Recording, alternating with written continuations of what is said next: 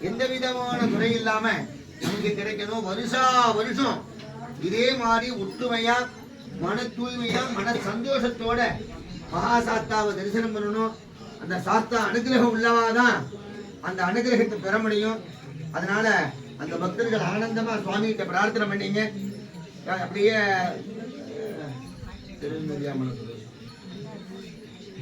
ஓம் சாமியே சாமியே கன்னிமலவனார் பகவானே ஐயப்ப சுவாமியே கருப்ப சுவாமியே பரசுராமர் பூசிகனே ஐயப்பா தெய்வமே நம்மளத்தார் வழிபாடே கற்பூர பிரியனே கற்பூர ஆதியே சுவாமியே சுவாமியே சுவாமியே ஓம் அறிந்தும் அறியாமலும் அறிந்தும் தெரியாமலும் நான் செய்கின்ற சகல குற்றங்களையும்